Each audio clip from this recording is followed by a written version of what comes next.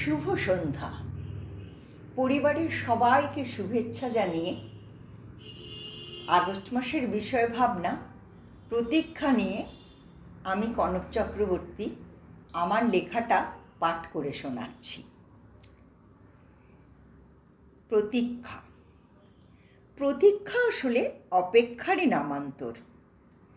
হ্যাঁ আর নায়ের দোলায় দুলে চলা আশা নিরাশার এক পেন্ডুলাম। আর মন বেচারিও অহরহ এ দোলায় দুলবার প্রেমে পড়ে যায়। কারণ এ দোলায় দুলতে দুলতেই তো জীবনের সুদীর্ঘ বন্ধুর পথ কোথা দিয়ে যে অতিক্রান্ত হয়ে যায় তার টেরই পাওয়া যায় না। জীবন মানেই তো প্রতীক্ষা। প্রতীক্ষা ছাড়া জীবনের অস্তিত্বই নেই। বিপন্নতা থেকে উদ্ধারের প্রতীক্ষা, সুখের প্রতীক্ষা, প্রেমের ভালোবাসার প্রতীক্ষা, প্রিয় সান্নিধ্যের প্রতীক্ষা, আবার প্রচণ্ড দাবদাহে নীলাকাশের বুকে ঘন কালো মেঘ অথবা বর্ষণক্লান্ত মেঘলা আকাশের বুকে সূর্যের প্রতীক্ষা, গন্তব্যপথে যানবাহনের প্রতীক্ষা।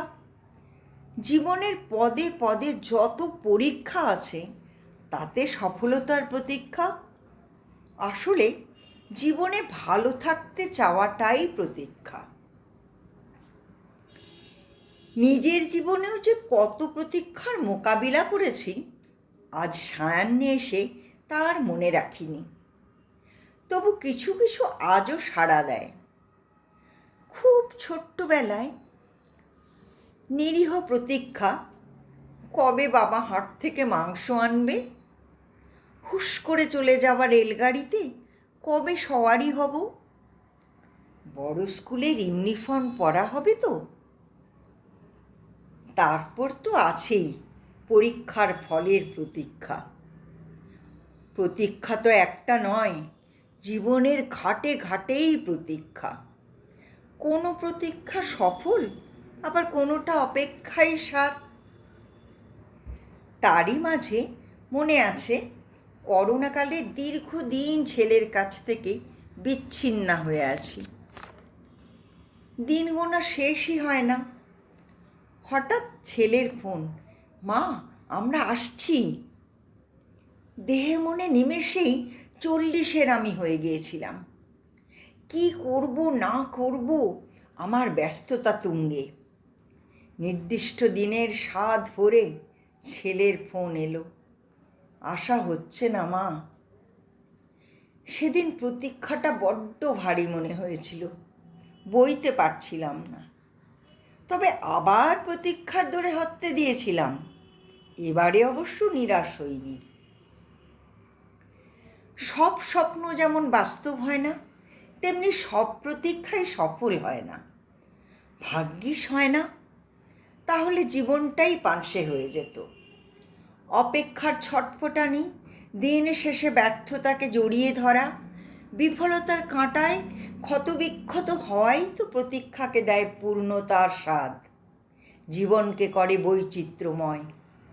জীবন মানেই প্রতীক্ষার অগ্নি পরীক্ষায় বৈতরণী অতিক্রম। ধন্যবাদ।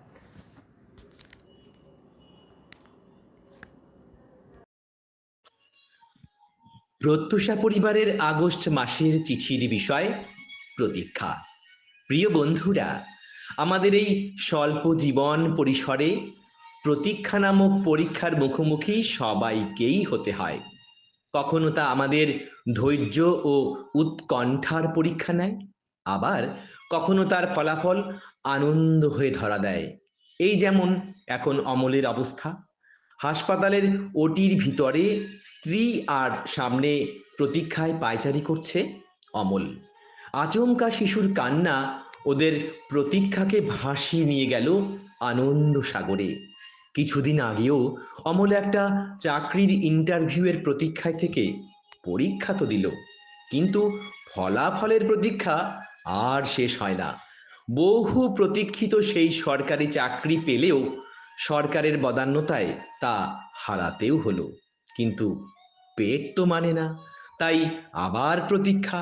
শেষে একটা নামি প্রাইভেট স্কুলে চাকরি হলো। অন্যদিকে শ্যামলীর প্রতীক্ষা অন্যরকম। মোহনকে ভালোবেসে ঘর ছেড়ে স্টেশনে প্রতীক্ষা করতে করতে যখন সব ট্রেন চলে গেল, তখন শেষ ট্রেনে নামলো অমল, শ্যামলীর ছোট্ট বেলার বন্ধু। নির্জন স্টেশনে ওকে দাঁড়িয়ে থাকার কারণ জিজ্ঞাসা করতেই শ্যামলীর প্রতীক্ষার বাঁধ ভেঙে গেল কান্নায়। সব কারণ শুনে শ্যামলীকে বুঝিয়ে অমল তার বাড়ি নিয়ে এলো শ্যামলীকে। বাবা মাকে বলে আজ তারা স্বামী স্ত্রী। তাদের সুখের সংসারে আজ তাদের মেয়ে প্রতীক্ষার ফল হয়ে ধরা দিল। কিন্তু সব প্রতীক্ষার শেষ হয় না, আরেক প্রহর গোনা শুরু হয়। কিভাবে মেয়েকে বড় করবে, সেই বা বড় হয়ে কি হবে, কিভাবে পাত্রস্থ করবে, এমন হাজারো প্রশ্ন প্রতীক্ষা হয়ে রয়েছে। এইভাবে সারাটা জীবন ধরে নানান প্রতীক্ষার প্রহর গুনতে হয় আমাদের সবাইকে। ধন্যবাদ আনতে পাপিয়া সরকার, অরবিন্দপল্লী, শিলিগুড়ি ৬। কণ্ঠে সুশান্ত নন্দী। নমস্কার, শুভ সন্ধ্যা। হাজির হয়েছি সান্ধ্য আসরে। চলছে আগস্ট মাস, আর আগস্ট মাসের সান্ধ্য আসরের বিষয় ভাবনা রয়েছে প্রতীক্ষা। এই নিয়ে যিনি তার চিঠিটি আমার কাছে পাঠিয়েছেন তিনি হলেন শিলিগুড়ির হাকিমপাড়া রজনীকান্ত সরণি সৌম্যসূচি থেকে শ্রদ্ধেয়া গীতা চাকি মহাশয়া। আসুন শুনব তিনি কি লিখেছেন। প্রত্যুষা পরিবারের এ মাসের বিষয় প্রতীক্ষা। সকল ভাই বোনেদের শুভেচ্ছা জানিয়ে লিখছি এ মাসের বিষয়। তার লেখা একটি কবিতা আমি পাঠ করে শোনাচ্ছি। কবিতাটির নাম তুমি আসবে বলে। তুমি আসবে বলে জল ভরি বোতলে বোতলে, তুমি আসবে বলে গামছা চটি রাখি যতনে, তুমি আসবে বলে খই থেকে ধান বাছি আনন্দে, তুমি আসবে বলে ঘরের ধুলো ঝাড়ি ভালো করে, তুমি আসবে বলে কবিতা লিখি একখানা, তুমি আসবে বলে যদির পাতায় গল্প পাঠাই, তুমি আসবে বলে নাতির গায়ে পাউডার মাখাই, তুমি আসবে বলে মশা তাড়াবার ওষুধ ছড়াই, তুমি আসবে বলে কাঁচা কলার পকোড়া বানাই, তুমি আসবে বলে সন্ধ্যাবেলায় ঘরে শঙ্খ বাজাই, তুমি আসবে বলে তোমার বন্ধুদের আমন্ত্রণ জানাই, তুমি আসবে বলে না, তুমি তো আর এলে না, প্রতীক্ষা অনন্ত প্রতীক্ষা।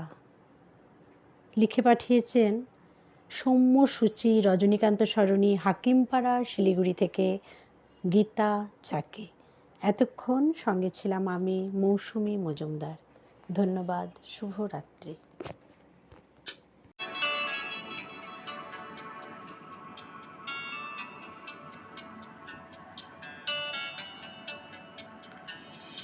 তুমি আসবে বলে, তুমি আসবে বলে আকাশ মেঘলা, বৃষ্টি এখনো হয়নি, তুমি আসবে বলেই কৃষ্ণ চূড়ার ফুলগুলো ঝরে যায়নি, তুমি আসবে বলে।